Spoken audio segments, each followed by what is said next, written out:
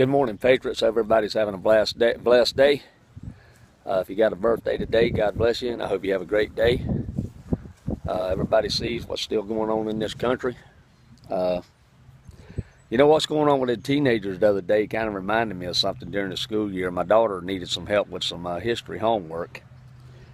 And of course, it wasn't really homework about American history. It was history about some of the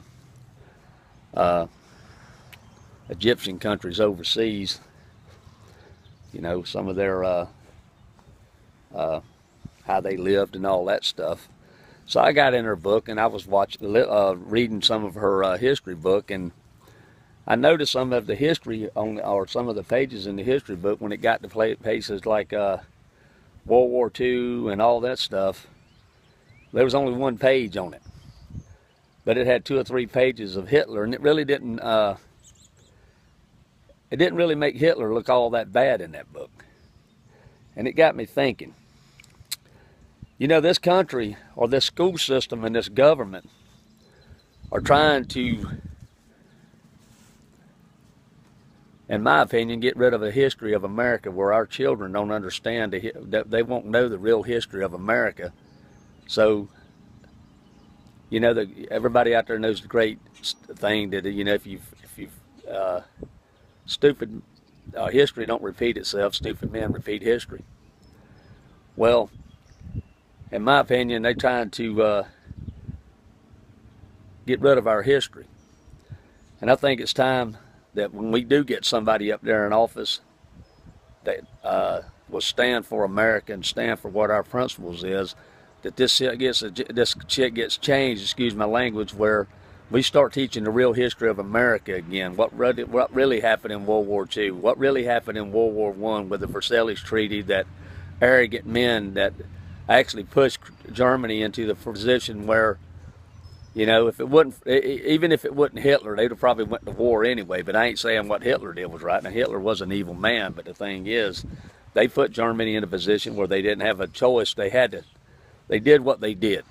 But the thing is, our schools is not teaching our children any history hardly about America anymore. You know, about what happened during the real reasons the Revolutionary War was started, or the shot that was heard around the world, the Battle of Lexington, the Battle of Concord, the reasons why we went to war for England, for our freedom. Because if we don't do that, then our children, we're losing our country, because our country is based on our children, because our children are our future.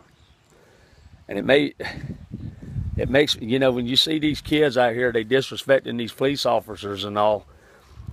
And I think any of them that's under the age of 18 that's out there doing this crap, they ought to be more held accountability on their parents.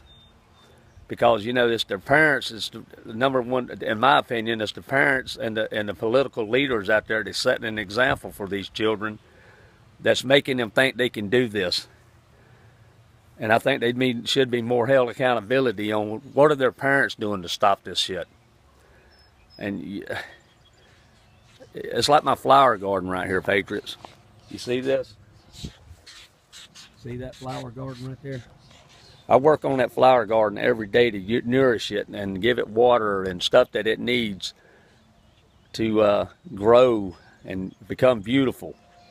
Well, if our parents don't start investing in their own children the way they should do, like what my parents did, you know, I got disciplined, and when I did something wrong, buddy, I knew I shouldn't. Hey, I learned real quick. You do it again, well, you didn't do it again. I had respect for my parents. When grown people were talking, I'd go out. In fact, most of the time when they were grown people in a room talking, the kids wasn't in that room. But, you know, with this computerized generation, with these cell phones and all these video games, they're not learning anything anymore. Most of the children out there playing these violent games where killing just gets normal in their head, like it's, you know, then in reality it becomes a game. But it's time we get somebody up there in that White House, or people up there in government, and people in our schools, on our school boards, that care about what we're teaching our children. And because if our children don't learn our history and learn the reasons why we're really here, well, all we're going to do is just be a country that's in my opinion, a stupid country, because everybody wanted that. You can't even ask how half the college kids where Jamestown was. What was Jamestown, you know, back in history? But you know, even the college. When I went to college, there was a lot of. Well, I call them kids. I was a little bit older than the ones that was going to college at that time in my class. But the thing is, hey, they couldn't even tell you where most of them couldn't even tell you where the capital of the United States was. And it's sad, people. And if we don't get a rope hold on it, we're losing our country. And Hitler did it the same way. The best way to lose a country and take a country is to sensitize the children and teach the children what you want them to know, not the truth. And if parents are sitting back out there not saying anything and letting it happen, well, they're just as guilty as the ones doing it to their children. Anyway, patriots, everybody have a blessed day. That's my message of the day. Continue to support Robert and John Anderson, because hopefully we'll get somebody in this country that are for president, and get new people up there in Congress, and that will put values back in this country and teach these children what freedom, respect, dignity, and loyalty, and all that stuff's all about, because right now they don't know. And I think the number one thing, other than teaching our history, is respect. That's my rant today, patriots. God bless all of you. This is the Patriot out.